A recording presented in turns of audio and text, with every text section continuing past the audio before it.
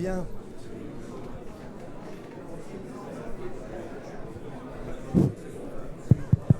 Bien, mes amis, vous regagnez votre place. Installez-vous. L'intérêt de changer de casquette dans un colloque, c'est qu'on peut exiger, en tant que président de séance, de respecter le temps que je n'aurais, ou que Philippe n'aurait pas respecté en tant qu'intervenant. Cela s'appelle une contradiction et vous nous pardonnerez par avance. Je demande donc au troisième intervenant de nous rejoindre, à moins qu'il soit encore, voilà, au bar qui n'est pas encore ouvert. Bien, mes amis, j'ai le grand plaisir de présider, sans régner, cette partie de notre beau colloque. Pierre Mollier, j'ai reçu un texto de Pierre Mollier disant qu'il en a marre pour la 14e fois d'être présenté. Donc, on ne présente pas Pierre, mais on rappelle, pour ceux qui sont en retard, quand même qu'il est, on fait comme on peut là, 15e présentation. Donc, cher Pierre, on ne te présente pas. Tu es tout simplement, et à ton souhait, tu aimes être présenté comme conservateur du musée de la franc-maçonnerie. Et, Cécile, où es-tu ? Voilà, pardon. Le mot conservateur ici doit te plaire, puisque le mot conservatoire, au sens à la fois cabinet de curiosité et sens musical, c'est un terme qui te fait plaisir. Voilà, j'ai grand plaisir à donner la parole à Pierre. Pierre, tu as la parole. Installez-vous, s'il vous plaît. Alors, chers amis, les communications de ce matin m'ont beaucoup intéressé en tant qu'historien. Parce que nous autres historiens, on a nos limites, on s'en tient aux documents. On a du mal à faire de grandes fresques, de grandes constructions, on s'en tient aux documents. Et pour un historien des rituels, l'histoire du rite français au XVIIIe siècle est un peu différente des belles statues qu'on vous a montrées ce matin, de magnifiques statues néoclassiques, grecques, etc. Tout ça pour dire que la première chose à faire, alors peut-être que nous, historiens, nous sommes les bien placés pour faire ça, c'est de ne pas essentialiser les choses. C'est-à-dire que le rite français, les connaissances que vous en avez aujourd'hui, c'est le produit de votre culture maçonnique, c'est le produit de l'histoire maçonnique récente, mais sans vouloir casser l'ambiance, je pourrais vous sortir de magnifiques documents montrant des rites français très religieux, voire mystiques au XVIIIe siècle, et donc il a été divers. Et alors je m'interrogeais ce matin en me demandant d'où venait cette idée du rite français que l'on avait au Grand Orient, notamment, et rue Cadet. C'est bien sûr un produit du XIXe siècle et de l'histoire des francs-maçons qui portaient ce rite français, mais il y a un début à ça. Et c'est ce début dont je voudrais vous entretenir. Je pense que le document premier de cette tradition d'un rite français engagé, moral, détaché de ses sources religieuses, etc., eh bien, c'est le texte voté par le Grand Orient en 1785, et c'est de ce texte dont je voudrais vous parler aujourd'hui. Alors, mon propos sera en 3 temps. La première partie, je vous rappellerai quelques basiques de l'histoire des rites au XVIIIe siècle. Et puis, je m'interrogerai sur le processus qui a conduit le Grand Orient à vouloir fixer une version, je n'ose pas dire canonique, mais en tout cas standard du rite français. Et enfin, je m'interrogerai sur cette version et sur ses spécificités. Alors, comme vous le savez, la franc-maçonnerie spéculative, elle se fixe grosso modo entre 1720 et 1730, et notamment, on transforme à ce moment-là, on choisit d'utiliser les matériaux rituels de la vieille maçonnerie opérative d'Écosse, qui avait 2 grades, ce qui est assez curieux, 2 grades, apprenti entré et compagnon du métier. On répartit ces 2 grades en 3 grades, et vous verrez que ça a des conséquences pour notre affaire du régulateur du maçon. Et c'est le rituel qu'on appelle aujourd'hui, mais les historiens, ils ont aussi besoin d'étiquettes, le rituel des modernes, donc ce rituel fixé dans le milieu de la Grande Loge, qu'on va appeler la Grande Loge des modernes, la Grande Loge des modernes, donc la première Grande Loge. Alors vous savez que plus tard, bien plus tard, 30 ans plus tard, il y aura une deuxième tradition rituelle portée par une autre Grande Loge, plus récente en dépit de ces revendications, qu'on appelle la Grande Loge des Anciens. Alors, on dit souvent que les modernes seraient plus dans le sens des Lumières, les anciens seraient plus religieux. Alors, ce qu'il y a de certain, c'est que les anciens sont plus religieux, ça c'est certain. Maintenant, est-ce que les modernes sont plus dans le sens des Lumières ? Non pas en tant que philosophe et que maçon, mais en tant qu'érudit, on peut se poser la question. Les modernes, ils ont d'abord une caractéristique, c'est que c'est un rituel, j'allais dire ancien, c'est un rituel antique, très, très chronologiquement ancien, et donc il est très simple. Et son côté dépouillé, le fait qu'il n'y ait pas de grandes considérations mystiques ou de grandes considérations symboliques, c'est tout simplement que c'est un rituel qui sort directement de la fin du XVIIe siècle. Et donc, vous savez, les historiens du rituel, ils ont une méthode de datation très facile. On n'a pas le carbone 14 comme les gens qui étudient les diplodocus, mais nous, c'est très simple. Ça fait 3 pages, c'est ancien, ça fait 25 pages, c'est du XIXe siècle, ça fait 55 pages, c'est du XXe siècle, ça fait 80 pages, c'est le rituel du Grand Orient aujourd'hui. Donc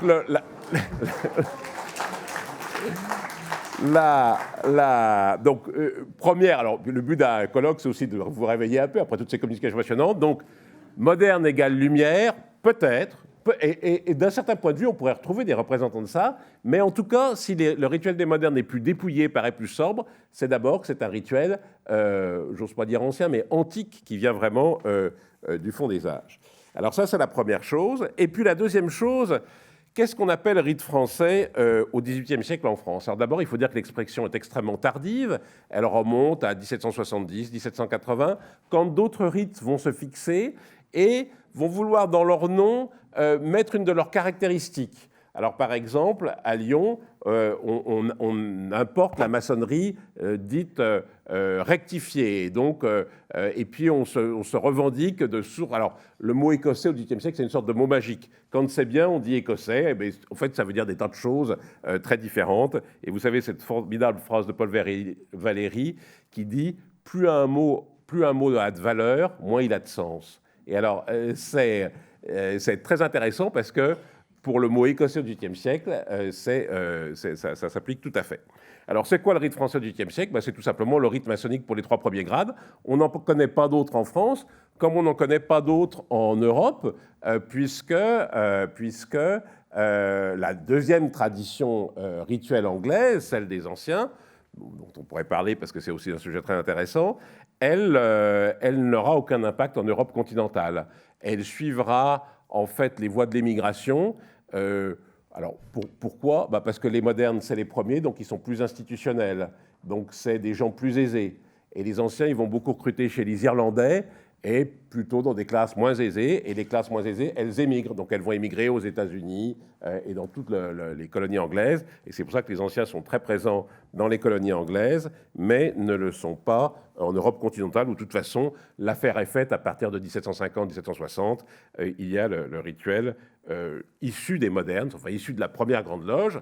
Alors en France, ce rituel, il connaît des variantes, et l'intérêt, comme je vous le disais, c'est que quand on s'en tient aux documents, il y a des rituels du rite français qui sont effectivement relativement sécularisés, peut-être parce qu'ils sont plus simples. Il y en a qui, au contraire, gardent beaucoup de sources bibliques. Il y en a qui sont très formalisés, avec beaucoup d'aspects protocolaires. Il y a beaucoup de versions du rite français au XVIIIe siècle, comme il y a d'ailleurs beaucoup de versions du rite des modernes en Europe continentale. Et là encore, pour vous réveiller un peu, tous les rites scandinaves qui sont aujourd'hui des rites profondément chrétiens, ce sont des rites des modernes. Si vous avez la chance d'aller à la Grande Loge de Suède, qui n'est que marbre, bronze et acajou, vous verrez un temple magnifique. On a l'impression d'être à Versailles, qui est un temple au rite français, parce que les 3 premiers grades du rite suédois, c'est le rite des modernes. Le rite suédois est à la Suède, ce que le rite français est à la France, et donc le rite des modernes traduit en suédois. Alors voilà toutes ces considérations. Puis en France, il y a eu aussi un autre petit problème, enfin une chose dont il faut tenir compte, ça comptera aussi pour la fin de notre histoire, c'est que dans le sud de la France, des gens qui pratiquaient une variante du rite des modernes, donc ce qu'on appellerait le rite français, eh bien, les maçons portent l'égalité très haut, mais dès le XVIIIe siècle, il y en a qui se considèrent comme plus égaux que les autres.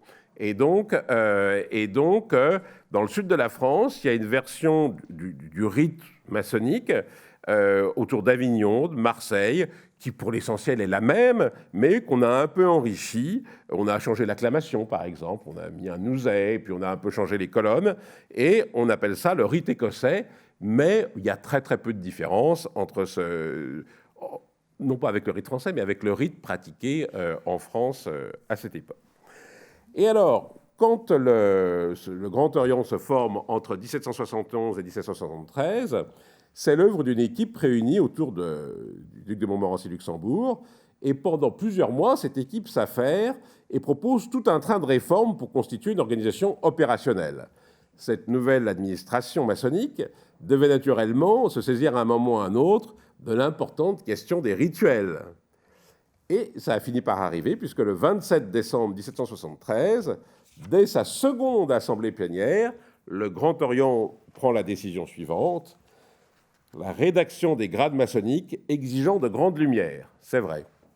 La rédaction des grades maçonniques exigeant de grandes lumières et beaucoup de zèle de la part des frères qui voudraient s'en occuper. Le Grand Orient a établi une commission spécialement chargée de ce travail et il a nommé les frères Bacon de la Chevalerie, comte de Stroganov et le baron de Toussaint commissaires pour préparer ce grand ouvrage. Tous les frères qui ont des connaissances maçonniques sont invités à les confier à l'un ou à l'autre de ces frères qui pourront faire à leur tour état de travaux d'autres frères instruits. En fait, on fait une sorte d'appel au peuple en disant on va faire un rituel. Et alors, on pourrait se dire c'est le Grand Orient qui veut établir son autorité, mais en fait, c'est pas ça. C'est des demandes d'éloges. C'est-à-dire que les frères disent les loges, on parle au XVIIIe siècle avec ce mot extraordinaire de bigarrure. Il y a des bigarrures dans le rituel maçonnique, et donc on aspire à un rituel plus uniformisé. Et c'est l'occasion de tenir un autre propos un peu scandaleux. Vous voyez, je profite du fait de devoir vous réveiller pour vous tenir des propos scandaleux. Dans son histoire, le Grand Orient est tout à fait indifférent à la question des rituels. Ce qui l'intéresse, c'est l'unité maçonnique. C'est de réunir dans une même structure l'ensemble des maçons. Et dans les différentes questions qu'il aura à gérer pour les rituels, sa théorie, sa doctrine sera toujours la suivante. Mes frères, mettez la bougie ici si vous voulez.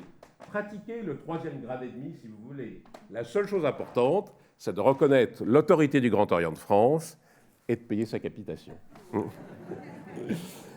Et donc, cette commission, on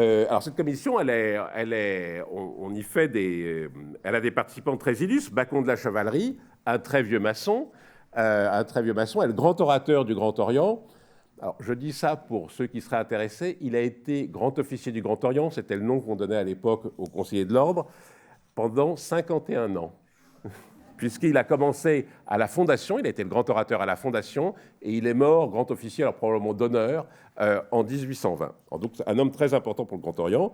Le comte de Stroganov, c'est un Russe, comme les Russes de cette époque, qui habite à Paris, qui parle mieux le français que le russe probablement, et qui est un maçon très actif. Et le baron de Toussaint, c'est le secrétaire général du Grand Orient de France.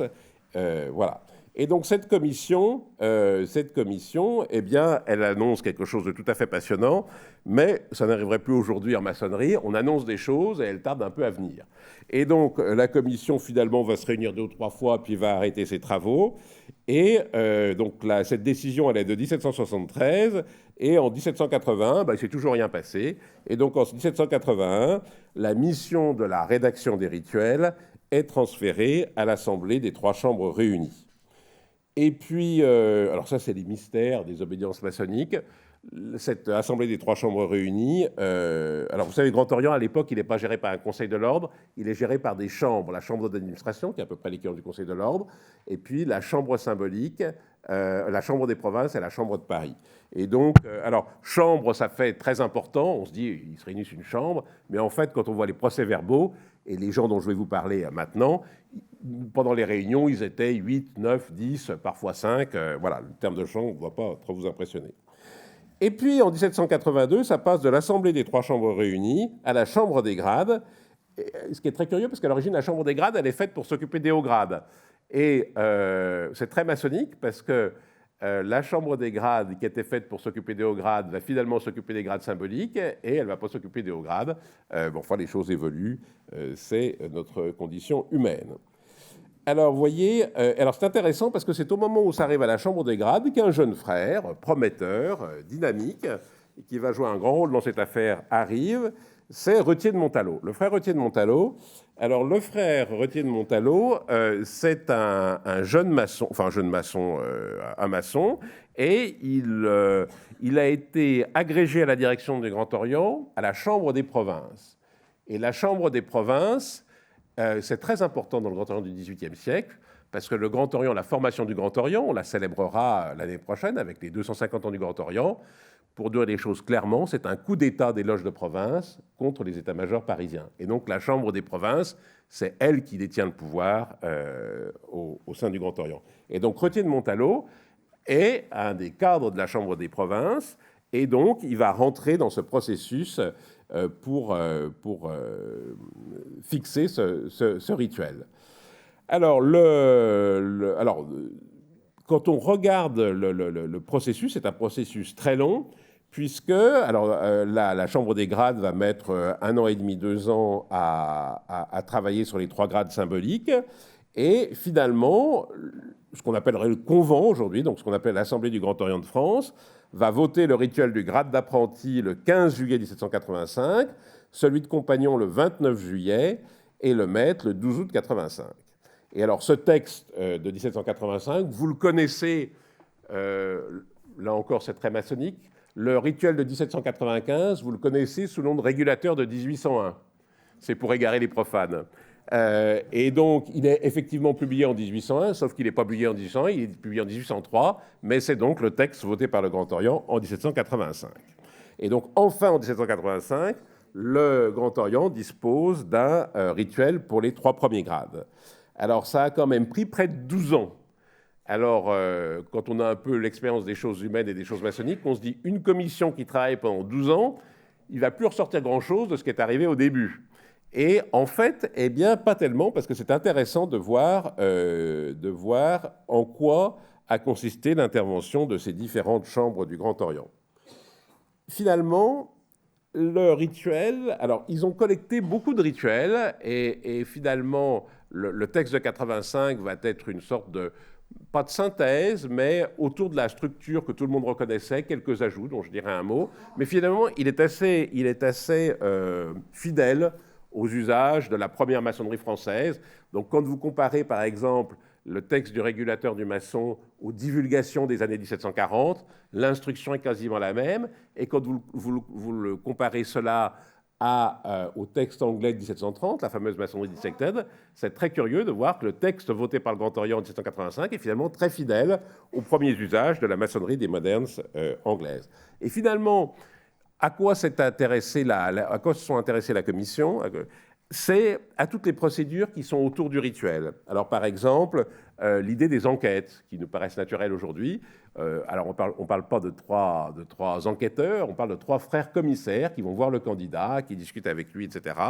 Et puis, on décide aussi le nombre de boules ou de fèves, comme on disait à l'époque, qu'il faut pour être refusé ou admis. Donc, vous voyez plein de choses autour du rituel lui-même, et plein de choses qui finalement fixent un usage qui va se pérenniser. Alors il y a quand même des thèmes où les frères du Grand Orient vont enrichir et fixer finalement cette deuxième naissance du rite français qui est finalement celle dont nous sommes les héritiers et qui apparaît entre 1785 et 1801.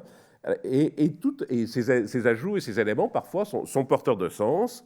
Alors, par exemple, le 22 juin 1781, l'Assemblée des 3 chambres réunies travaille sur les questions à poser au candidat au seuil de sa réception dans l'ordre. Donc, vous voyez, là, ce n'est pas du rituel, mais c'est qu'est-ce qu'on met dans le cabinet de réflexion, etc. Et donc, les frères ont ensuite présenté diverses questions pour être proposées aux récipiendaires dans la chambre de réflexion. Après les avoir examinées, les 3 chambres ont adopté les 5 questions suivantes présentées par le frère Millon. Vous allez voir, vous n'allez pas être dépaysés. Donc ces 5 questions sont: quel est le premier devoir d'un honnête homme? Qu'est-ce qu'un honnête homme se doit à lui-même? Que doit-il à ses semblables? Quel est le moyen le plus propre à rendre notre bonheur inaltérable en ce monde? Et quelles sont les vertus les plus propres à obtenir l'estime et l'affection universelle? Bien sûr, la première chose qui nous marque, c'est de constater que ces questions n'interrogent en rien le candidat sur ses conceptions métaphysiques. Leur champ d'investigation est exclusivement moral, voire pour les deux premières, sociales. Sans vouloir naturellement tirer de conclusions trop rapides et anachroniques, on peut néanmoins y voir un indice de l'état d'esprit des animateurs du Grand Orient autour de ces années 1780.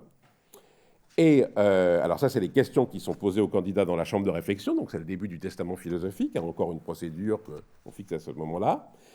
Et puis, complément, dans une autre assemblée, les frères s'interrogent ensuite sur les diverses maximes pour être placées dans la salle de réflexion. Les trois chambres en ont choisi 5 qui ont été rédigées ainsi qu'il suit. Si tu n'es conduit ici que par ta curiosité, va-t'en. Si tu crains d'être éclairé sur tes défauts, tu seras mal parmi nous. Si tu es capable de dissimulation, tremble, on te pénétrera. Si tu tiens aux distinctions humaines, sors, nous n'en connaissons pas. Si ton âme a senti l'effroi, ne va pas plus loin. Ces 5 maximes survivront aux aléas des années de débat qui restaient à venir, et on les retrouve dans le texte définitif au début du XIXe siècle, donc dans le Régulateur du maçon. Et tant ces questions candidats dont je vous ai fait part que ces maximes, on les retrouve aujourd'hui aussi dans le rite français, et donc elles ont traversé 2 siècles et demi d'une histoire maçonnique souvent assez agitée. Alors, l'autre chose qu'on peut dire, et là c'est pour montrer que les historiens aussi évoluent. Moi j'ai commencé à travailler sur le Régulateur du maçon, probablement, oui, à partir de 1990. Donc, vous voyez, ça fait un bail, 32 ans. Et quand je me suis intéressé au Régulateur du maçon, c'était pour de mauvaises raisons. Mais de mauvaises raisons peuvent avoir de bonnes conséquences. Non pas de mauvaises raisons, mais des raisons fausses. J'avais l'idée que c'était le joyau le plus pur, le diamant de la tradition maçonnique française, du cœur du XVIIIe siècle, etc., avant toutes les modifications du XIXe, etc. Et finalement, aujourd'hui, après 32 ans de réflexion, je m'aperçois que c'est un texte qui est tout à fait intéressant parce que c'est un texte intermédiaire entre le XVIIIe et le XIXe siècle. Et c'est pour ça que je lui propose ce statut dont je vous parlais, vraiment du texte fondateur de notre tradition du rite français. Et par exemple, commence dans le Régulateur du maçon, avant de rentrer dans différents grades, il y a deux mouvements très nets. Première chose, on enlève les références ostensiblement religieuses, mais on garde le symbole. Alors par exemple, vous avez frappez, on vous ouvrira, cherchez, vous trouverez, etc. Donc dans le Régulateur du maçon, il y a juste la formule. Quand on regarde les rituels des années 1770, on trouve la formule, virgule, comme nous l'enseigne l'Écriture sainte. Donc le Régulateur du maçon a estompé, en fait, le lien religieux le plus fort, mais il a gardé beaucoup d'éléments de ces symboliques. Et puis, deuxième point qui touche l'ensemble du texte, c'est l'apparition de commentaires moraux. Alors, les commentaires moraux vont prendre une dimension, j'allais dire, insupportable au XIXe siècle, des pages et des pages, mais ça avait probablement une fonction que ça n'a plus aujourd'hui, c'est pour ça que ça nous pèse, mais qui devait être le cas au XIXe siècle. Et donc, les premiers commentaires moraux, et par exemple, cette comparaison que vous pourrez croire très XIXe, entre le premier voyage à l'enfance, le deuxième voyage à l'adolescence et le troisième voyage à l'âge mûr, c'est dans le texte de 1785. Donc, caractéristique, on estompe les références religieuses, on ajoute des commentaires moraux, et puis il y a aussi des éléments symboliques plus conséquents, en tout cas des innovations, c'est-à-dire des séquences symboliques qu'on ne trouve pas dans les textes du rite français avant. Alors je vais vous en citer 2 tout à fait intéressantes. D'abord, l'épreuve de l'eau et l'épreuve du feu. L'épreuve de l'eau et l'épreuve du feu, parce que dans le Régulateur du maçon, ce n'est pas les 4 éléments, c'est l'eau et le feu. Et alors, c'est pas dans ce que nous appelons aujourd'hui le rite français avant le Régulateur. En revanche, c'est une des épreuves que l'on trouve dans les rituels de ce fameux rite écossais d'Avignon, donc de la Mère-Loge écossaise d'Avignon, qui est représentée à Paris par le contrat social. Et là encore, quand il y a eu tout ce travail, on a fait appel à l'ensemble des loges, et on note que parmi les jeunes frères participant à ces assemblées et faisant bénéficier l'assemblée de ses connaissances maçonniques, il y a un certain Claude-Antoine Tory, et donc un représentant du contrat social. Donc peut-être que les épreuves de l'eau et du feu sont dans le Régulateur un apport de ce qu'on appelait ce rite écossais d'Avignon, qui n'est pas plus écossais que les autres, qui est bien sûr un rite des modernes du sud de la France. Et puis, alors, ce qui est possible aussi, c'est que ça c'est un phénomène tout à fait intéressant. Pourquoi est-ce qu'on le retrouve dans ce rite écossais d'Avignon? Parce que l'une des caractéristiques de ce rite écossais d'Avignon, c'était de donner beaucoup d'importance aux hauts grades. Et il y a un certain nombre de symboles qui vont descendre des hauts grades pas dans les bas grades, dans les grades symboliques. Et notamment, ces épreuves, on les retrouve dans les grades d'écossais trinitaires, etc., etc. Et puis, deuxième épreuve pour l'initiation, la coupe d'amertume. Alors la coupe d'amertume, que l'on retrouve aussi dans ces rituels du rite écossais d'Avignon, mais qui au-delà c'est le début de la transition avec la communication suivante, et surtout une épreuve typique des confréries et des sociabilités françaises du XVIIe siècle, et notamment des compagnies d'archers, dont vous savez, beaucoup ont joué un rôle dans les constitutions des loges. Mais le point le plus intéressant, parce que c'est pas juste un enrichissement, ça change peut-être les choses de nature, c'est que c'est le grade de compagnon. Dans le grade de compagnon, il avait du mal à vivre parce que quand on avait fait la série des 3 grades en 1720, donc on a éclaté les 2 grades d'apprenti entrée et de compagnon du métier, et ben on a pris pas mal de grades au grade de compagnon pour mettre soit au-dessus, soit en dessous. Et par exemple, ce qu'on appelle les 5 points de la maîtrise, ce que les Anglais appellent encore les 5 points du compagnonnage, c'était dans le grade de compagnon, et hop, ça a été expulsé vers le haut dans le grade de maître. Et donc le grade de compagnon, il se retrouvait avec, on avait dit 5 voyages, entre 3 et 7, on met 5, et puis quand même le symbole de l'étoile flamboyante. Et alors, le rituel du Grand Orient va réintroduire, ou va introduire quelque chose de tout à fait intéressant, une cérémonie en donnant beaucoup d'éléments symboliques empruntés à l'art de la construction. C'est-à-dire, on pourrait parler d'un néo-opérativisme, c'est-à-dire que la franc-maçonnerie française, elle n'avait plus de lien avec, naturellement, tout ce qui était opératif, elle n'en avait jamais eu, et même, par exemple, quand on regarde le discours de Ramsay, le fait d'être héritier des bâtisseurs de cathédrales, ça ne les faisait pas rêver, eux. Et donc, il n'y avait plus du tout de symbolique des outils ou de choses comme ça, et donc, le grade de compagnon du régulateur du maçon va lier les voyages avec la découverte des outils et va réintroduire en quelque sorte de l'opératif dans les cérémonies maçonniques. Alors, le problème, c'est d'où vient cet opératif, on pourra en parler.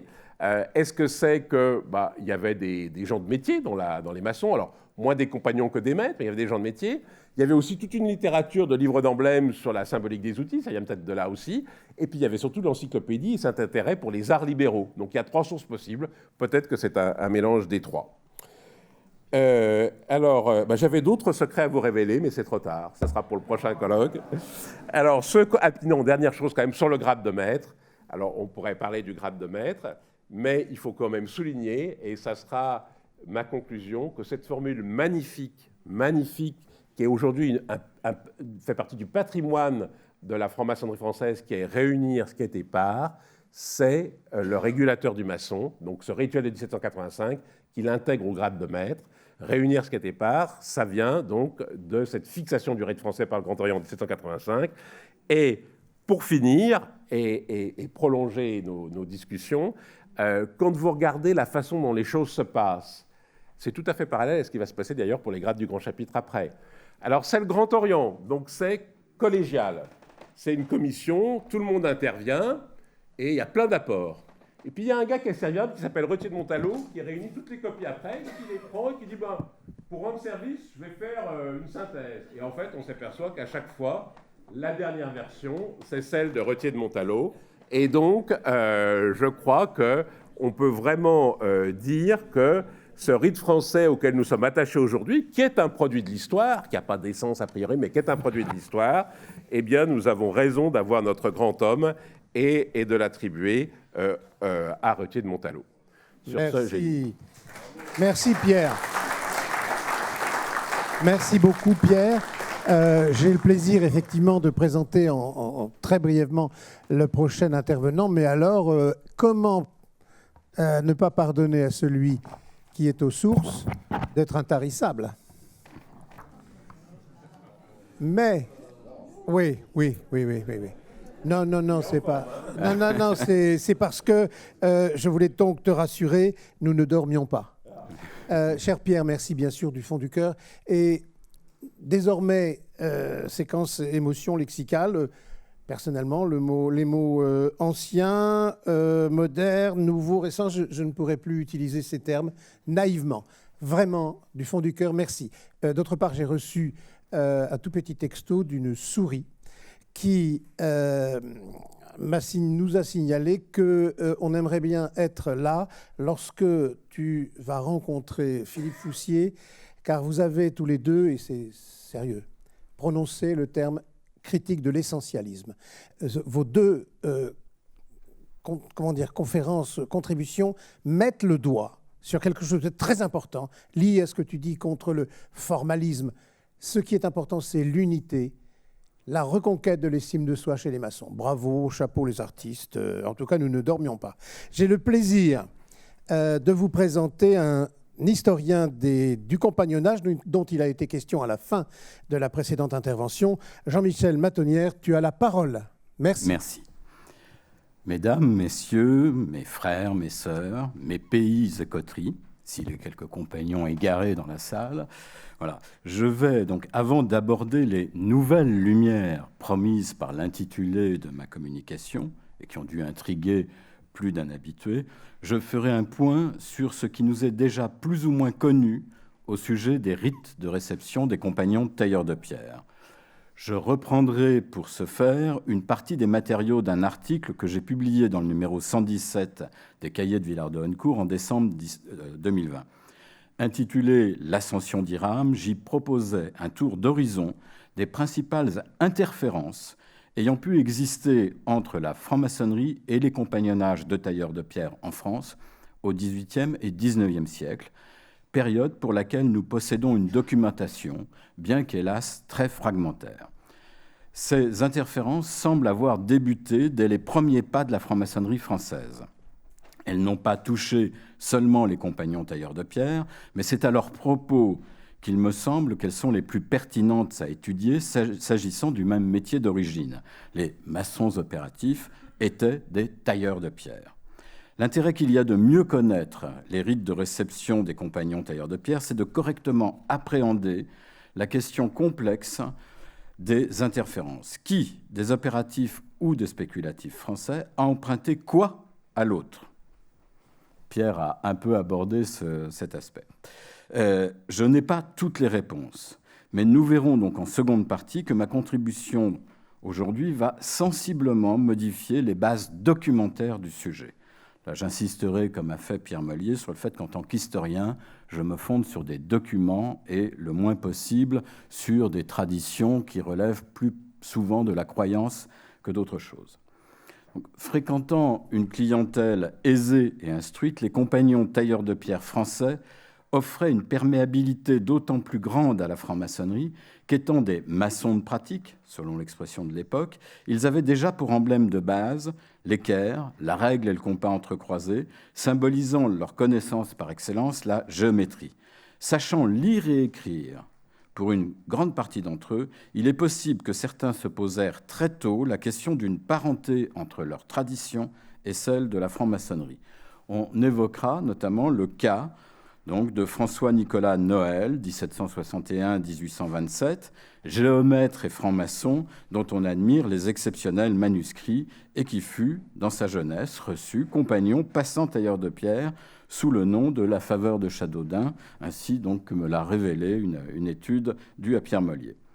Ce n'est qu'à partir des années 1730 que les archives mentionnent l'existence en France de deux sociétés rivales de compagnons tailleurs de pierre, d'une part les passants et d'autre part les étrangers. Ces sources sont quasi exclusivement judiciaires à la suite des rixes les opposants à l'occasion donc des grands chantiers. Les qualificatifs qui les désignent n'aident pas à comprendre la cause de leur rivalité. Ce sont en fait de parfaits synonymes des frères ennemis. Les étrangers sont rarement des étrangers à la France. Et en fait, le terme, comme celui de passant, signifie tout simplement que ces ouvriers sont étrangers à la corporation du métier dans telle ou telle ville où ils ne font que passer.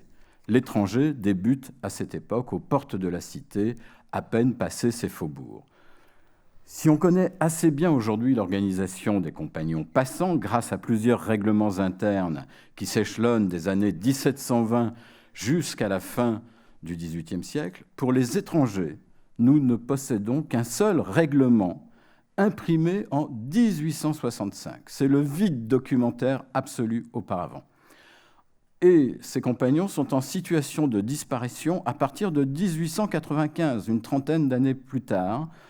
Et ils se réclamaient de Salomon en tant que fondateur, et ils étaient réputés dans les traditions compagnonniques comme formant le plus ancien compagnonnage.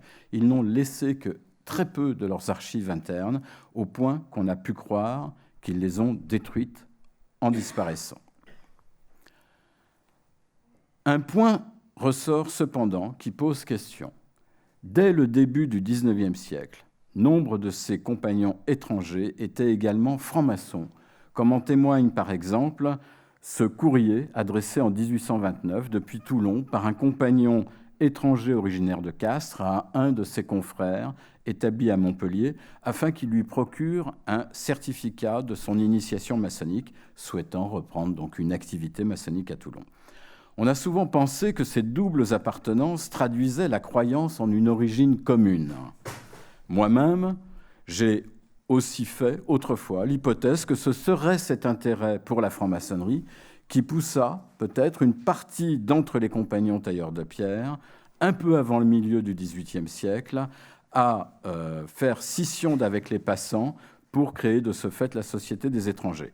Mais nous verrons dans un moment que tel n'est pas le cas, puisque ces derniers sont attestés à une date plus ancienne, et on considérera plutôt que la franc-maçonnerie a servi de substrat rituel et symbolique à tous les compagnonnages par une succession d'emprunts au fil du temps. J'ai pu établir par ailleurs que la double appartenance résultait souvent, durant les premières décennies du XIXe siècle, du recours à la franc-maçonnerie comme à une société de secours mutuel complémentaire face aux aléas du Tour de France. La sociabilité maçonnique venait ainsi combler les défaillances des réseaux compagnonniques dans les villes où leur implantation restait fragile du fait soit de l'économie, soit aussi, notamment donc sous la Restauration, des tracasseries policières. J'avais évoqué durant ma conférence ici même en 2017 l'exemple de la Société de l'Humanité des tailleurs de pierre de Tours, dont un diplôme daté de 1835 montre qu'elle se situe à l'exacte croisée des chemins entre franc-maçonnerie, mutualité et compagnonnage. Au demeurant, les passants eux-mêmes ne furent pas insensibles aux attraits de la maçonnerie. Dans les archives des compagnons passants tailleurs de pierre d'Avignon, un document se détache plus particulièrement leur rôle de 1782, que vous avez pu admirer donc, lors de l'exposition de 2016 en ces lieux, voilà, et qui comporte un frontispice allégorique, voilà, auquel j'ai consacré en 2015 une conférence fleuve au sujet de la transmission des savoirs chez les compagnons tailleurs de pierre. Donc c'est un frontispice allégorique prodigieusement intéressant, d'une richesse incroyable, et qui possède un caractère atypique, c'est qu'il témoigne du plus ancien emprunt incontestable à la symbolique maçonnique, en l'occurrence donc cette... attendez, il faut que je revienne en arrière. Voilà, l'étoile flamboyante avec la lettre G que l'on aperçoit donc au sommet, avec donc l'emprunt également d'une devise latine qui encadre le frontispice, sub hoc signo non equivoca latet virtus, sous ce signe se tient une vertu non équivoque, et cette devise est celle de la loge La Concorde à l'Orient de Beaucaire, à 2 pas d'Avignon en 1764, et on peut faire l'hypothèse que le compagnon dessinateur de ce rôle, dont on connaît l'identité, en 1782, fut membre. Hélas, les archives ne permettent pas de le confirmer. Donc d'autres éléments de l'iconographie des tailleurs de pierre peuvent faire songer à une influence maçonnique. Ainsi, des las d'amour que l'on rencontre, par exemple, sur la célèbre clé de voûte de l'église de Marennes, datant de 1770, et proclamant haut et fort « Vive les enfants de Salomon », filiation donc que revendiquent ses compagnons étrangers. On serait tenté de voir dans ces las d'amour un emprunt compagnonique, comme il en est beaucoup d'autres d'attestés, au tableau de loge maçonnique de l'époque. Mais que penser alors donc de l'enseigne de Benoît Guyot, compagnon tailleur de pierre établi à Tournus en 1711 ? En fait, compagnons comme francs-maçons ont emprunté ce symbole classique de la fraternité à l'emblématique chrétienne. Pour conclure quant au sujet général de l'influence, plus souvent passive qu'active, qu'exerça la franc-maçonnerie sur les traditions compagnoniques, tous métiers confondus, soulignons que cette influence connut son apogée à la fin du XIXe siècle, ainsi qu'en atteste par exemple le rituel imprimé en 1895 par l'Union compagnonique. Dans son préambule explicite, on n'hésite pas à affirmer qu'en résumé, c'est la franc-maçonnerie qui est la fille du compagnonnage. Cette fable pseudo-historique avait de quoi nourrir l'imaginaire des compagnons d'antan, comme la théorie de la transition a nourri celui de générations de francs-maçons. Et dans les deux cas, cela perdure encore. Cependant, parmi les éléments qui peuvent en effet permettre de croire, comme le faisait René Guénon, que franc-maçonnerie et compagnonnage procèdent d'une même souche primitive, il est au moins quelques indices qui méritent un examen attentif, à condition, encore une fois, de s'appuyer sur des sources documentaires fiables. Ainsi, au centre même du frontispice du grand rôle des compagnons passant tailleurs de pierre de Paris, ouvert en 1769, se trouve une vignette figurant la réception. C'est à ma connaissance le seul exemple de représentation de ce rituel qui n'est décrit dans aucun manuscrit. Je fais une incise pour signaler que le problème permanent des historiens des compagnonnages, c'est cette absence quasi totale de documents archivistiques. On a vraiment très peu de choses. Voilà. Et donc, voilà cette représentation de la réception où les compagnons et le récipiendaire sont figurés sous les traits de poutis. On voit à l'arrière-plan un bois dont sortent deux poutis, l'un tenant une massue sur l'épaule et l'autre tirant le récipiendaire derrière lui à l'aide d'une corde nouée à son cou. On voit également un troisième armé d'une massue chasser un loup. L'axe central du dessin est occupé par deux compagnons se donnant l'accolade fraternelle. Et à main gauche, on voit un pouteau serré ou desserré, la corde autour du cou d'un autre couché à terre. À main droite, donc, on voit enfin le récipiendaire agenouillé devant un compagnon assis sur une base de colonne, esquissant un geste de bénédiction de la main gauche. Deux autres coiffent le récipiendaire d'un chapeau avec des rubans fleuris, un signe de l'état de compagnon reçu. Enfin, derrière l'officiant, on voit encore deux poutis dont l'un déroule un plan d'architecture qui, en l'occurrence, symbolise le rôle. Ces éléments renvoient manifestement au rituel compagnonique en usage à ce moment-là chez les passants. La réception est une suite de passages, c'est le terme qui est toujours aujourd'hui employé dans les réceptions compagnoniques, des passages dont l'apogée est marquée par cette apposition des couleurs fleuries autour de la tête. C'est un véritable sacre qui est consécutif au fait d'avoir reçu la lumière, c'est l'expression employée donc depuis le XVIIIe siècle, celle-ci étant symbolisée par le dévoilement du rôle et la lecture du règlement. C'est ce même épisode de la réception que symbolise un détail du rôle d'Avignon de 1782. La scène se déroule manifestement dans une église, le récipiendaire étant agenouillé devant un autel sur lequel brûle un feu, figurant tout à la fois la lumière et le sacré, tandis que l'officiant brandit un livre représentant le rôle et les règles qu'il contient. Donc, faute de davantage de documents, je ne m'étendrai pas plus sur le déroulement exact de la réception à cette époque, mais on ne peut s'empêcher de voir dans l'accolade fraternelle et dans le corps allongé, la corde au cou, un lien avec les 5 points de la maîtrise ou du compagnonnage, selon l'expression ancienne, et d'autres éléments présents dans la tradition maçonnique. Le problème est qu'en 1769, outre les doubles appartenances possibles, les divulgations maçonniques circulaient beaucoup et les compagnons passants ont pu avoir connaissance de certains de ces éléments et les intégrer à leur rituel. Mais pour ce qui est de l'accolade fraternelle, il faut toutefois souligner que ce rite est déjà pratiqué au début du XVIIIe siècle, ainsi qu'en témoigne sa représentation dans la phase initiale de la tombée, c'est-à-dire le pied contre pied sur le rôle des compagnons passant d'Avignon, le plus ancien, qui date d'entre 1700 et 1721. On le voit ici à droite. On voit aussi donc sur une autre représentation, qui elle figure sur le rôle de Marseille de 1777, que l'accolade proprement dite s'accompagne d'une griffe et de l'échange de mots sous le couvert du chapeau. C'est là un des éléments permettant de poser la question de racines communes entre les rites maçonniques et compagnoniques, mais faute d'archives suffisantes, gardons-nous de construire là-dessus tout un échafaudage d'hypothèses. Ainsi, la présence autour du cou donc d'une corde autour du cou du récipiendaire peut s'expliquer autrement que par une influence maçonnique, ou plus exactement, elle peut s'influer par une source identique. Le thème des liens est en effet un lieu commun de l'iconographie de la Passion du Christ au XVe, XVIe et XVIIe siècle. Sous des appellations diverses, Christ de pitié, Christ au lien ou encore Ecce Homo, Jésus est représenté entravé et assis sur une pierre, quelquefois cubique, attendant son supplice. Si j'attire l'attention sur le thème de la Passion, c'est qu'il est d'autant plus populaire à cette époque qu'il est souvent mis en scène dans les représentations théâtrales, les jeux de la Passion que donnent les corporations d'artisans sur les parvis des cathédrales.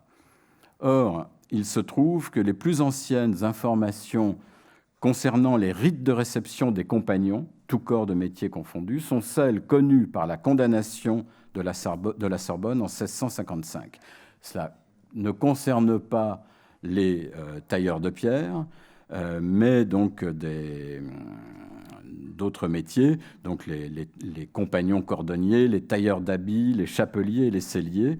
Et donc ces rites sont condamnés par les docteurs de la Sorbonne, donc de la faculté catholique, parce qu'ils sont jugés impies, sacrilèges et superstitieux. Je ferme les guillemets. Voilà. Alors, ils sont jugés comme tels parce que ça incorpore, donc la cérémonie inclut une forme de baptême, et évidemment, d'un point de vue strictement catholique, il ne saurait être question de recevoir un deuxième nom sans renier ipso facto le baptême catholique. Donc, parvenu au terme de cette longue mais nécessaire introduction pour planter un petit peu le décor et dire tout ce que nous ne savons pas aussi, on doit faire le constat que donc justement nous ne savons pas finalement grand-chose du déroulement précis de la cérémonie de réception des compagnons passants tailleurs de pierre, et on ne sait absolument rien du tout de celle des étrangers. Donc, trop souvent, les auteurs ont eu tendance à combler les lacunes documentaires par des affirmations plus ou moins ésotériques, dont le caractère séduisant cache la fragilité. On invoque trop souvent le secret d'une tradition exclusivement orale, réservée aux seuls grands initiés, mais dont les découvertes documentaires, finalement, contredisent la réalité. Que faudrait-il donc pour avancer plus sûrement dans la recherche ? La réponse est évidente. Il nous faut moins d'hypothèses et davantage de ressources archivistiques touchant explicitement à la question du rituel, afin de ne pas laisser l'imagination divaguer et les mythomanes de tout poil prospérer. Et j'ajouterais de préférence antérieure à la période où la franc-maçonnerie va s'étendre en France, afin de minimiser la question des interférences. Précisément, le titre de ma communication indiquait « Nouvelle Lumière ». Eh bien, je profite de cette conférence internationale à la BNF pour l'annoncer. J'ai découvert un manuscrit des compagnons étrangers révélant leur rituel de réception tel qu'il était pratiqué à la fin du XVIIe siècle, à partir de 1680.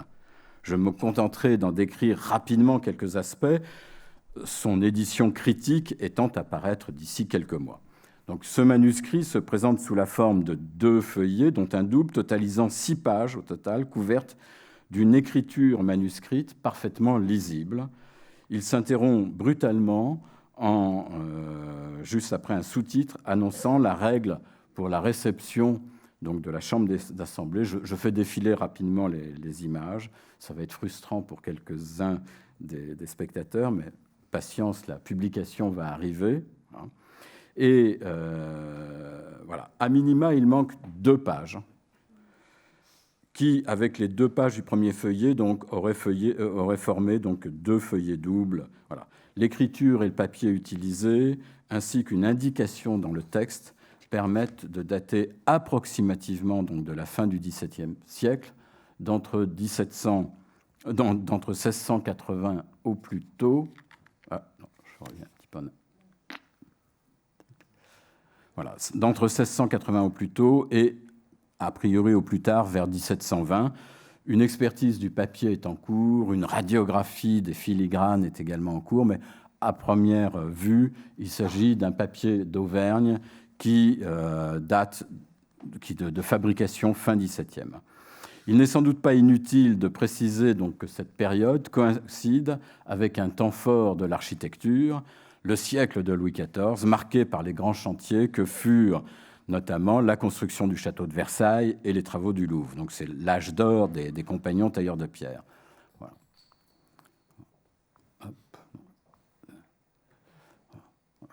Je m'arrête un instant donc, sur cette image représentant donc, les travaux de la cour du carré du Louvre avec des éléments symboliques. On est là quand même avant la fin du XVIIe siècle et ce sont des éléments qui parlent fortement aux maçons. Voilà.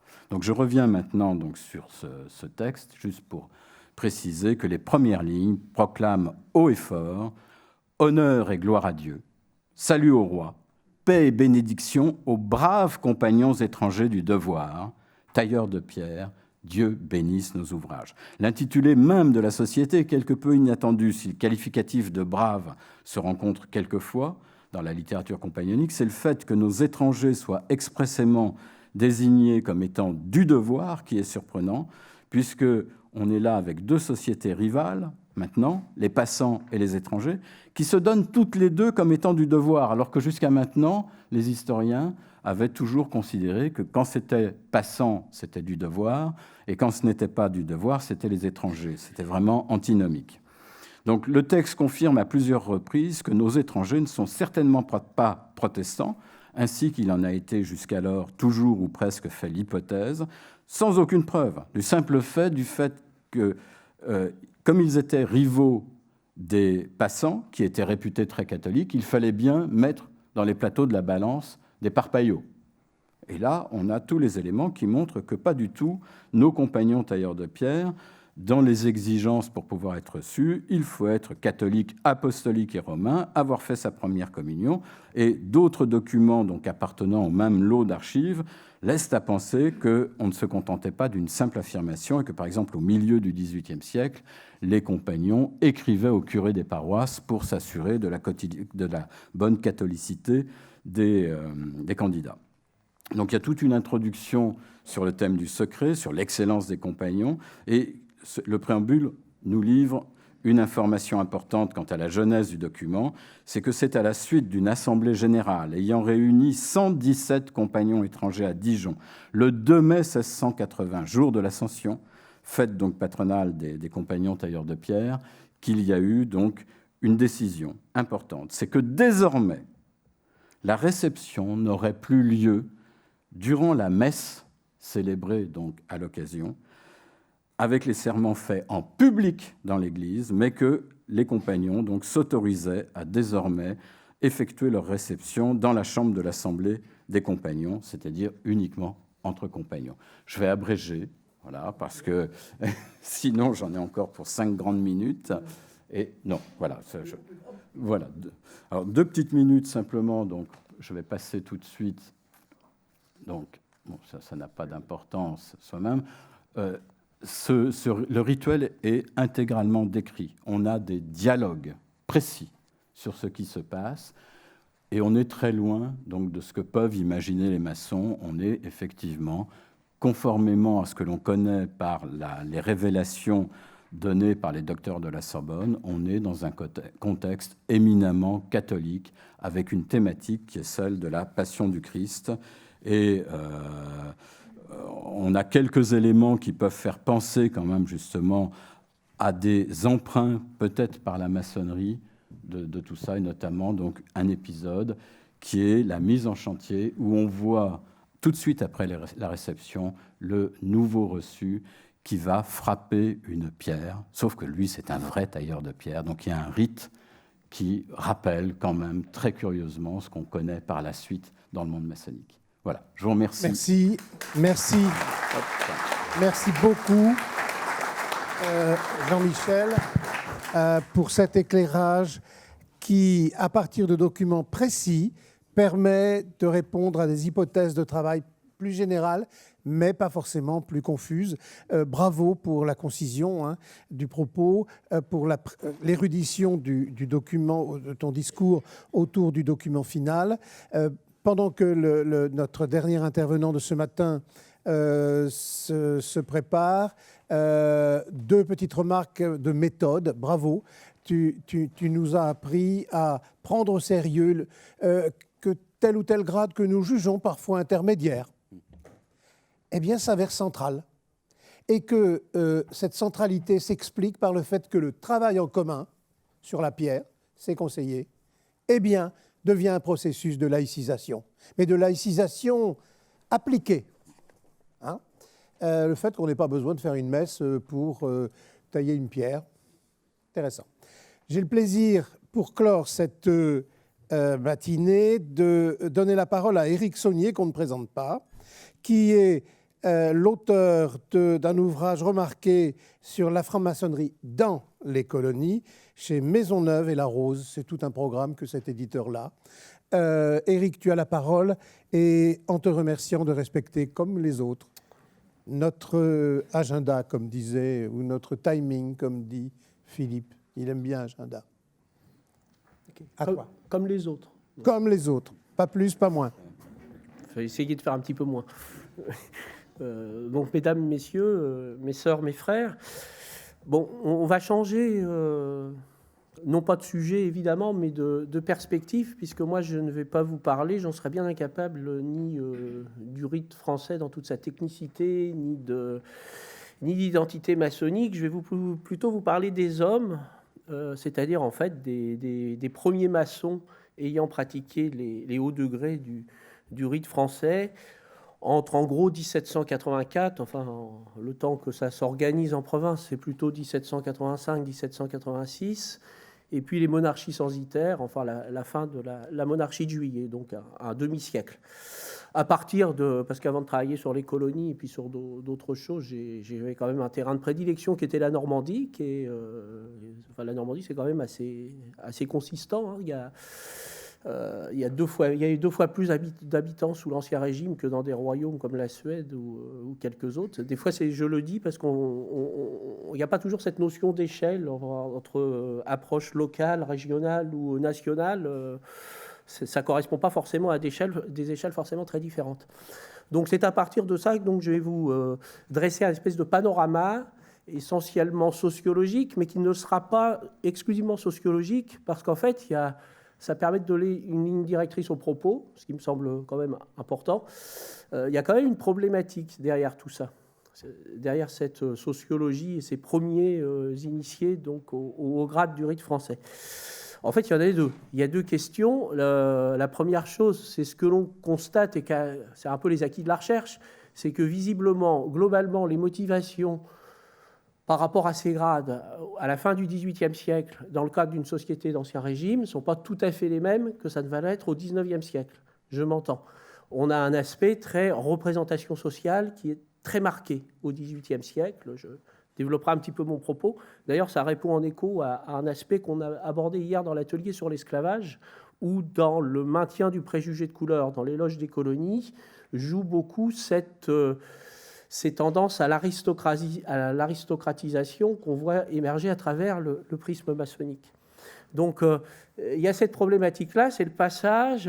Qu'est-ce qui motive vraiment, j'allais dire, l'initié au haut degré à la fin du XVIIIe siècle ?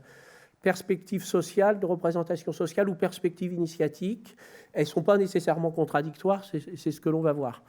Et puis, la deuxième chose, puisqu'on s'accorde quand même sur l'idée qu'il y a un passage, c'est-à-dire qu'à partir du XIXe siècle, et notamment de la deuxième moitié du XIXe siècle, la motivation presque exclusive est franchement une motivation d'approfondissement initiatique, ce qui correspond finalement à l'esprit des hauts grades, c'est à quel moment ça se joue, tout de même.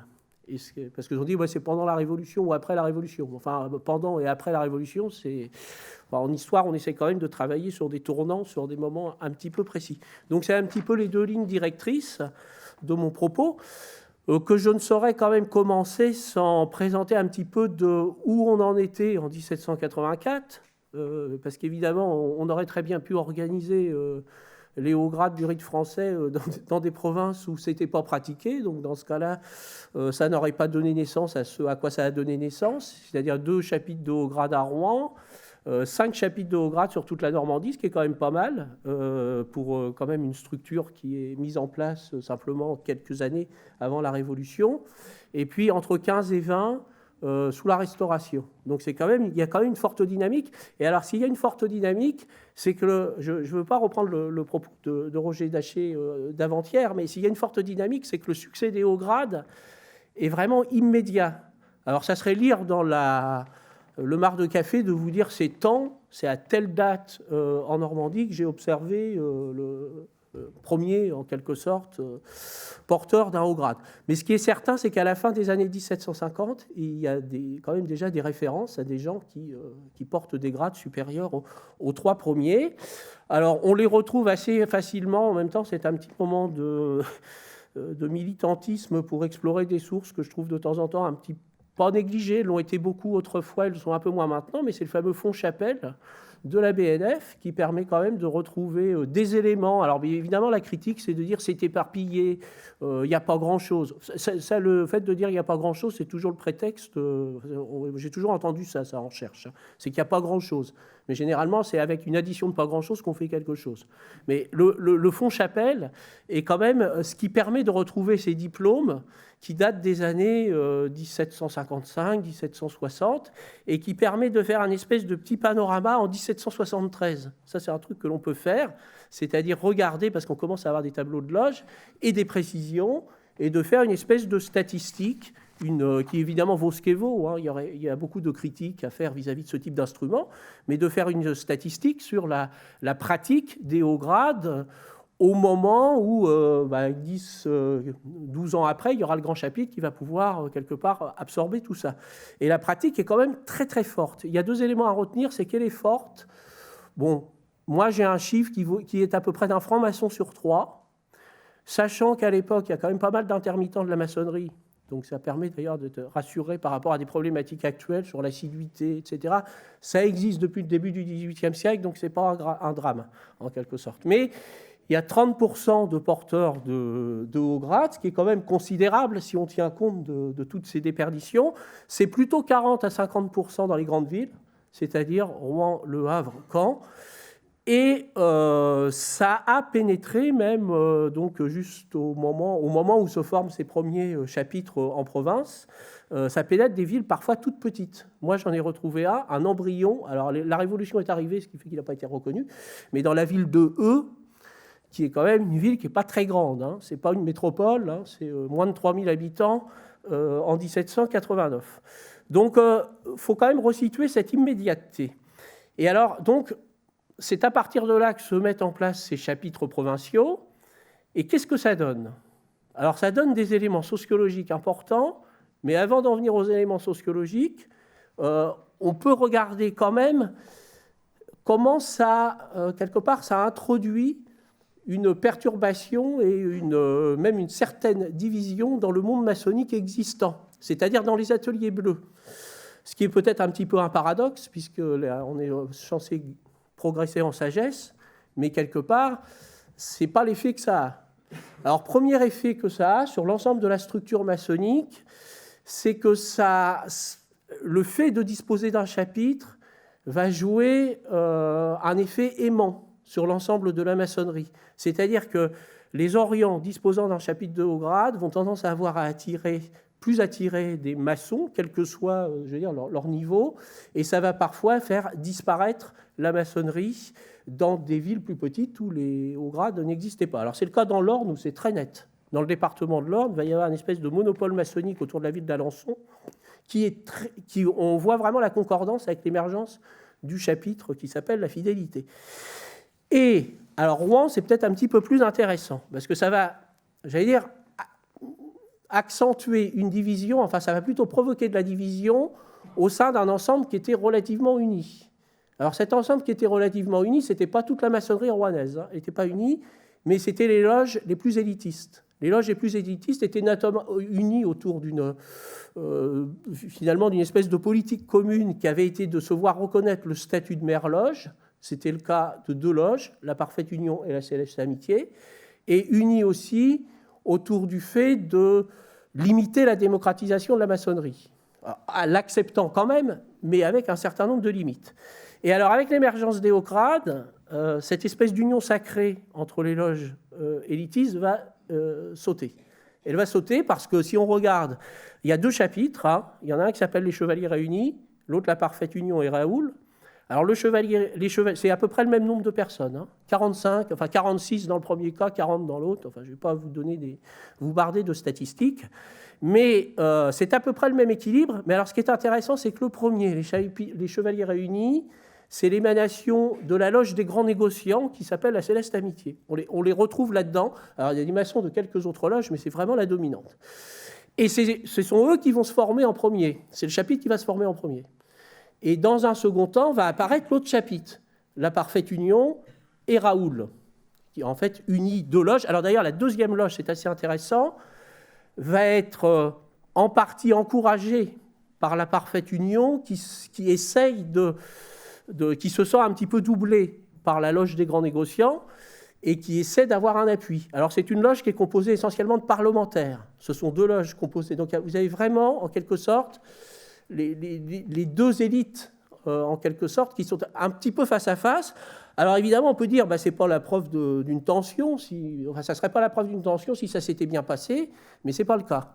C'est vraiment une lutte à couteau tiré entre les 2 chapitres qui sont quasiment exsangues d'ailleurs au moment de la Révolution, et la Révolution, finalement, va régler le problème, puisqu'elle va balayer tout ça. Mais de ce point de vue-là, c'est un élément qui fait apparaître le fait de sociologie, c'est que visiblement, il y a une concurrence au sein des élites pour contrôler ces chapitres. Et alors, quand on regarde, je ne vais pas vous barder de chiffres non plus, mais si vous faites une analyse de la pratique de ces grades, dans ces chapitres, en fonction des groupes culturels et sociaux, vous avez quand même des variations qui sont importantes. Hein. On est autour de 33% de pratiques chez les roturiers, on est plutôt à 45% dans l'ordre de la noblesse. Mais ce qui est plus intéressant encore que ça, parce que ça c'est une vision peut-être un peu sommaire, c'est de regarder à l'intérieur, dans les sous-groupes. Chez les nobles, ceux qui pratiquent le plus les hauts grades, c'est les nobles des cours souveraines, c'est-à-dire l'élite de la noblesse. C'est véritablement l'élite de la noblesse. Et chez les roturiers, les bourgeois à talent, officiers type avocat, etc., pratiquent plus les hauts grades que les maîtres de métier, puisque la franc-maçonnerie venait de s'ouvrir aux maîtres de métier à partir de la fin des années 1780. Donc là, on a quelque chose qui est sociologiquement qui est assez intéressant. Alors évidemment, il ne faut pas en tirer des conclusions trop caricaturales. Enfin, je veux dire, même caricaturales tout court. Je ne vois pas pourquoi je dis trop. Il ne faut pas en tirer des conclusions caricaturales. Ça n'exclut pas, évidemment, une dimension initiatique. Et là, je vais en revenir. Alors, le problème, c'est que pour mesurer la dimension initiatique, c'est plus compliqué. Parce que faire de la sociologie qui dépasse un peu la sociométrie, ce n'est pas très, très compliqué. Mais la dimension initiatique, par définition, ça ne se mesure pas beaucoup. Alors, de temps en temps, on a quand même des papiers du fort privé que Pierre-Yves Beaurepaire connaît très, très bien, évidemment. Et de temps en temps, on arrive à quand même voir des choses. Et c'est un aspect que j'avais pu étudier, que j'avais un peu présenté dans le cadre du dictionnaire qu'a cité Cécile tout à l'heure. Elle nous avait beaucoup mis à contribution. Hein. On avait été quand même très, très... pas exploités, mais enfin... si, un peu quand même. Hein. Donc on avait fourni pas mal de choses. Et notamment, dedans, il y a un personnage que peu de gens connaissaient à l'époque, qui s'appelle Armand Gaboria. Armand Gaboria, qui est un des pères, pas du rite Misraïm, ça serait très présomptueux, mais d'une des branches du rite Misraïm, et qui a surtout laissé énormément de papiers privés. Et là, on arrive quand même, et de papiers qui portent sur la maçonnerie, hein, c'est pas simplement des correspondances avec, j'allais dire avec ses enfants, il n'y en avait pas, mais enfin avec son entourage, c'est vraiment des papiers sur la maçonnerie. Et alors là, on a quand même des choses très très intéressantes, parce que quand on lit ces papiers, on voit que le moment où il passe au haut grade, parce que c'était un peu un intermittent de la maçonnerie aussi, au début, pour des raisons professionnelles, peut-être pas pour des raisons de motivation, mais c'était un négociant qui bougeait beaucoup. Il n'avait pas le temps de pratiquer beaucoup la maçonnerie. Et puis, il va se fixer à Lille, il pénètre les hauts grades, et alors là, sa vie change, quelque part. C'est à ce moment-là qu'il rentre dans le collège des Philalèthes. C'est à ce moment-là qu'il va commencer à écrire son encyclopédie, qu'il faudra peut-être publier un jour, je ne sais pas. Enfin, c'est assez difficile parce qu'elle est un peu girovague, mais il a écrit une espèce d'encyclopédie maçonnique. Mais j'allais dire, c'est là qu'il rentre vraiment dans le dur, en quelque sorte. C'est peu d'années après aussi qu'il va se lancer dans cette espèce de recherche initiatique un peu erratique, d'ailleurs de temps en temps, rite Misraïm, rite écossais ancien accepté, et aussi rite français, où il est déçu d'ailleurs. Hein. Bon, ce ne serait pas un bon sponsor pour la promotion du rite français. Il estime que, enfin, il a préféré les autres, en quelque sorte. Donc voilà un peu. Donc on ne peut pas exclure cette dimension initiatique. Il ne s'agit pas de rentrer. On n'a pas à choisir entre l'un ou l'autre. Mais il y a cette dimension quand même sociale, c'est-à-dire noblesse maçonnique, qui va correspondre aussi à finalement un certain élitisme social, ce qui n'est pas très étonnant évidemment dans la société d'Ancien Régime. Je dirais que c'est même assez, surtout à la fin de la société d'Ancien Régime, c'est quelque chose qui finalement n'a pas à surprendre. Reste à regarder un tout petit peu, dans le temps qui m'est imparti, donc que j'ignore d'ailleurs, je dois avoir encore 5 minutes, un truc comme ça, oui, autour de là, ça va. Bon, reste à aborder la question, qui est la deuxième question, qui est la question du moment de la rupture. Arrive la Révolution, donc ça balaye un petit peu tout ça quand même. Hein. Puis après, il y aura l'arrivée aussi du rite écossais ancien accepté qui va changer un petit peu la donne, parce qu'il est quand même bien structuré, il va y avoir le Suprême Conseil, ça va changer la donne. Et alors là, ce qui est certain, c'est que si on regarde, j'allais dire, les chapitres du rite français, il y en a beaucoup à Rouen, il y en a aussi en dehors, dans d'autres villes de la Normandie, il y en a à peu près une dizaine. Vers 1830, il y a à peu près une dizaine de chapitres, ce qui est quand même pas mal, du rite français. On voit à ce moment-là que ces chapitres sont nettement démocratisés. La question qui se pose, c'est à quel moment ça s'est produit, en quelque sorte, parce que la maçonnerie revit quand même correctement à partir du consulat. À quel moment ça s'est produit? Alors, l'Empire pose un peu problème. La période de l'Empire pose un peu problème parce que le cas le plus intéressant, évidemment, c'est Rouen, qui est une grande ville. Puis peut-être que les gens l'ignorent un petit peu maintenant, mais enfin, parler de Rouen à ce moment-là, c'est l'équivalent de parler de Lyon, hein, aujourd'hui, même en taille de ville et en taille de maçonnerie. Et alors, si on prend Rouen, bon, à Rouen, vous avez une loge qui a ressurgi très positivement, qui a réussi finalement à mieux s'en sortir que les autres, qui s'appelle l'Ardente Amitié. On va parler peut-être un peu l'année prochaine. Et cette loge a un chapitre qui est extrêmement... Alors vous retrouvez, c'est le schéma classique, vous retrouvez absolument les élites de l'Empire. Les élites de l'Empire, le maire, alors le préfet pas tellement parce qu'il n'est pas très présent, mais il y a le maire, un sénateur d'Empire, 4 banquiers, je vais vous passer le détail. Mais alors on peut dire, finalement, on rejoue l'histoire de l'Ancien Régime, en quelque sorte. Mais pas tout à fait, parce que ce n'est pas une loge qui travaille au rite français. Elle va travailler au rite Hérodome de Kilwinning, qui est, il n'y a pas beaucoup de... Je crois que c'est à peu près la seule à l'époque qui travaillait à ce rite-là, qui est un rite assez proche du rite écossais ancien accepté. Donc on peut rentrer dans un schéma où on dit... Et si on regarde ceux qui pratiquent le rite français à Rouen à l'époque, ils sont déjà de conditions sociales un petit peu plus modestes qu'auparavant. Donc on va dire le processus s'engage là. Le problème, c'est que ce n'est pas vrai dans d'autres villes. C'est pas vrai dans d'autres villes. Alors, j'ai parlé d'Alençon tout à l'heure, où là, visiblement, le chapitre au rite français, lui, vous avez le maire, c'est vraiment une maçonnerie d'empire, la plus élitiste qui soit. Donc l'Empire, j'allais dire pour l'Empire, mais c'est un peu propre à la recherche, hein, j'allais dire pour l'Empire, c'est un terrain à explorer peut-être un petit peu plus. Par contre, ce qui est certain, c'est qu'à partir de la Restauration, mais pour être plus précis, à partir de la réaction ultra, c'est-à-dire des années 1820, Là, véritablement, c'est la bascule. C'est véritablement la bascule parce que il y a deux éléments qui montrent qu'on rentre dans un processus où la dimension liance sociale et spirituelle a tendance véritablement à se dissocier. Il y a deux éléments intéressants. Ils vont un petit peu l'un avec l'autre. Il y a un émiettement des chapitres, alors qu'auparavant, les chapitres avaient tendance à 2 chapitres pour Rouen à la fin du XVIIIe, c'est peu. Hein. Il y a 700 maçons à Rouen quand même. C'est quand même une ville très très maçonnisée. C'est très très peu. Et ailleurs, c'est 1. À partir de 1820, c'est 4 à Rouen. C'est énorme. C'est quand même 4 chapitres. Alors après, il va y avoir un peu des fusions, mais c'est 4. C'est 2 à Caen et c'est 2 au Havre. Donc pour des potentiels maçonniques qui ne sont pas tellement plus élevés que ça n'était à la fin de l'Ancien Régime.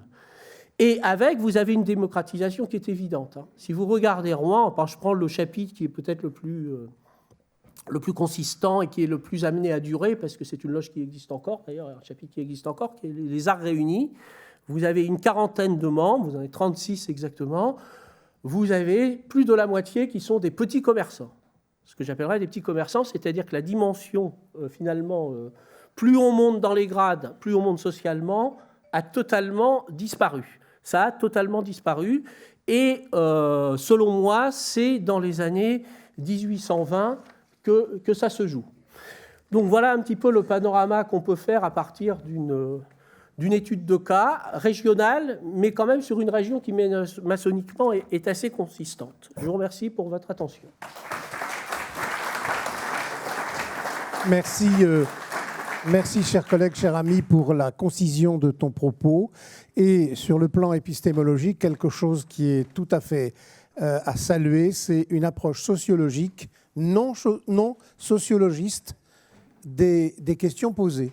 Je trouve cela absolument remarquable. Merci beaucoup. Et puis, cet apport poétique, presque pré-apéritive, c'est avec une addition de pas grand-chose qu'on fait de grandes choses. Cette contribution que Lautner, initiée sans doute, peut-être, n'aurait pas renié. Cher Éric, bravo. Je me tourne avec une pointe d'angoisse, doublée d'hypoglycémie. Voilà, je propose, si Cécile, notre sœur à tous, était d'accord, qu'on regroupe quelques questions et que nos 3 amis concluent la belle matinée que nous venons de vivre. Quelques questions. D'abord, Philippe. Ah, pardon. Ah ben, c'était toi qui distribuais le micro. Ah ben, tu es au four et au moulin. À parole.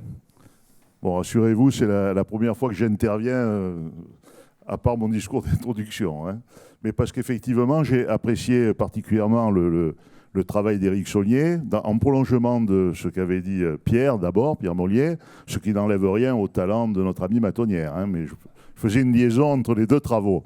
Hein, voilà. Pour des questions de date, en 1773, nous allons l'année prochaine donc commémorer les 250 ans des chapitres fondateurs, souchés sur des loges bleues du Grand Orient de France, dont l'amitié de 1773. Ça m'amène à dire que ce n'est pas les 250 ans du Grand Orient de France qui seront commémorés l'année prochaine, parce qu'un grand maître s'est aventuré un jour à dire que le Grand Orient de France était né en 1773. Il faudrait regarder les travaux du grand maître Alain Boer, qui en 2008 à Lyon, avec le concours de Pierre Mollier et de Roger Daché, qui est ici aujourd'hui, avait fait vraiment des interventions remarquables, marquées dans l'histoire, hein, tout ça. Et c'était les 275 ans du Grand Orient de France. Alors, il faudrait savoir si à chaque fois on va refaire les dates, sinon on ne s'en sort plus. Hein. Oui.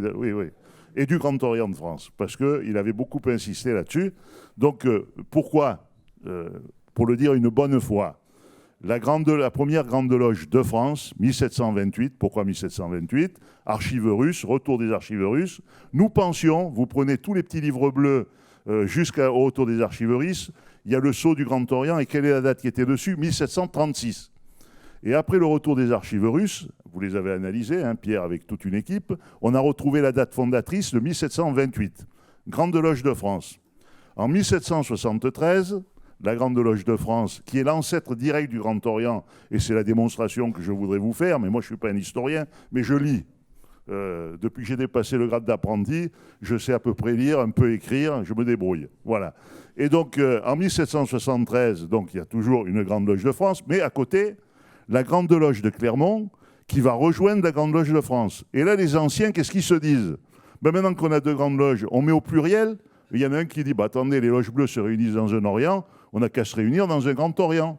Donc 1773, ce n'est pas la naissance du Grand Orient, c'est la transformation du nom. Ça, c'est pour une autre obédience. Allez, ne singularisons pas, disons, d'autres obédiences qui voudraient se rattacher à la Grande Loge de France initiale. La Grande Loge de France initiale, c'est le Grand Orient, par transformation du nom, en 1773. Voilà ce que je voulais simplement dire et remercier nos historiens. Pour notre commission Histoire, dont j'espère que le président Garrigue est ici, qu'il lève la main, je voudrais en être sûr, parce que si, bon, voilà, il n'est pas là, je demande à ce qu'on le note. Oui, c'est noté. Merci Philippe. Il est formidable, c'est un ami, il a fait un travail avec sa commission sur les chapitres fondateurs, et c'est là que j'en viens. Le travail d'Éric Saunier est majeur. Et Bravo. nous en avons besoin. Et donc, il faudra que la commission travaille avec toi, mon cher Éric, si tu le veux bien. Voilà, c'est tout ce que j'avais à dire. Merci. Merci Philippe. Effectivement, vous pouvez opiner du chef. Alors, y a-t-il quelques questions qui se regrouperont afin que nos 3 intervenants puissent conclure? Alors, ça ira très vite. Je voulais excuse, hein. simplement apporter une information complémentaire que connaît très bien Pierre à propos de ce qu'il a dit sur le travail de la Chambre des grades jusqu'en 1785. Il montre bien que ce travail, c'est à la fois une synthèse et l'introduction d'une vision déjà nouvelle qui va prospérer et se développer au XIXe siècle. Il y a un document légèrement postérieur que tu connais très bien puisque tu en as écrit la préface lorsqu'il a été réédité. C'est ce qu'on appelle le rituel Berthet, qui a été donc imprimé, ce qui n'est pas le cas du travail de la Chambre des grades avant la Révolution, en 1788. Et il est mystérieux parce qu'on ne sait pas très bien qui en est l'auteur, on ne sait pas très bien pourquoi il a été fait, mais on peut l'analyser en détail et le comparer à celui au travail de la Chambre des grades. On voit un certain nombre de différences. On voit un esprit un petit peu distinct. On voit par exemple des références religieuses qui subsistent et qui ont disparu dans le travail de la Chambre des grades. Ce que je veux dire simplement, c'est que avant la Révolution, la maçonnerie française n'est pas unanime et que le travail qui va faire l'avenir du travail de la Chambre des grades, pour le dire rapidement, c'est la Révolution française. Parce que la Révolution française va tout remettre à plat, va d'abord écraser la maçonnerie comme beaucoup d'autres choses, et quand tout va reprendre plusieurs années après, la seule structure qui est debout, c'est le Grand Orient de France qui va naturellement pouvoir, cette fois, imposer son texte, ce qu'il n'était pas en mesure de faire avant. Et donc voilà, simplement le point, c'est que je crois que ça serait intéressant, mais c'est très difficile à faire, de pouvoir écrire une histoire un peu plus détaillée de la diversité des rituels juste avant la Révolution, entre 85 et 89. Le malheur, c'est on a beaucoup de textes. Le malheur, c'est que les rituels manuscrits du XVIIIe siècle sont exceptionnellement datés. Mais ce serait très intéressant. Merci pour cette contribution, confirmant que la diversité locale historique se fait toujours dans la non-dispersion au nom de l'unité des frères au travail dans la construction d'une société toujours plus fraternelle. Et c'était le message que personnellement, Pierre, je retire de ta brillante intervention. Y a-t-il, afin de ne pas provoquer de frustration, 2 questions et demie pour que nos amis puissent conclure? Cher ami, vas-y.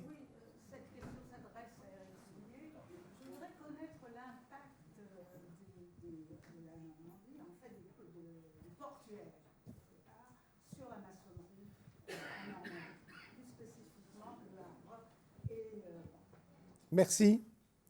Éric? L'impact, c'est-à-dire la présence, enfin l'importance. Oui, bah ça, évidemment, c'est une bonne question. C'est l'aspect portuaire de la maçonnerie, c'est presque inhérent à la maçonnerie elle-même. C'est-à-dire que même si le lien avec l'Angleterre reste quand même à discuter, le fait d'avoir affaire à une sociabilité qui est une sociabilité du négoce, du mouvement des échanges, favorise les ports. Bon, d'ailleurs, on a fait quelques publications sur le sujet, mais ce n'est pas spécifique à la Normandie. De manière globale, si vous prenez si tu prends la province de l'Aunis et du Saintonge, avec La Rochelle, c'est un petit peu la même chose. La façade méditerranéenne avec Marseille, ces villes portuaires ont tendance et au fil du temps d'ailleurs, à être les pôles qui, un petit peu comme les chapitres de haut grade, attirent et aimantent l'ensemble des loges maçonniques. Ce qui fait qu'un certain nombre d'ailleurs de loges de l'intérieur vont végéter petit à petit, et si les maçons veulent continuer à maçonner, eh bien, on va retrouver les choses à Marseille. Merci Eric. Pierre va ajouter un mot. Alors, le mot que je voulais ajouter, c'est que vous n'êtes peut-être pas conscient, mais vous avez assisté à un moment historique. Et je remercie Jean-Michel de nous avoir donné la primeur de cette découverte. C'est comme quand on a découvert le manuscrit des archives d'Édimbourg pour les rituels maçonniques ou le manuscrit Graham. C'est vraiment un document majeur pour l'histoire des compagnonnages et au-delà de ça, pour l'histoire du fraternalisme, puisque notre conférence est attentive à élargir au-delà de la franc-maçonnerie son étude à différentes fraternités de métiers. Et puis, pour conclure, en tout cas pour ce qui me concerne, j'ai été très intéressé par la remarque en passant d'Éric, disant qu'à partir de 1780, les maîtres de métier rentrent dans les loges. Comme par hasard, on va retrouver nos éléments opératifs dans une réforme faite en 1784-85. Magnifique. Je prends la liberté en tant que futur ex-président de séance, de demander à nos amis organisateurs américains s'ils ont. My dear friends, do you want to add something? Really? OK. J'ai le plaisir de lever la séance en vous souhaitant bon appétit. Applaudissons nos intervenants.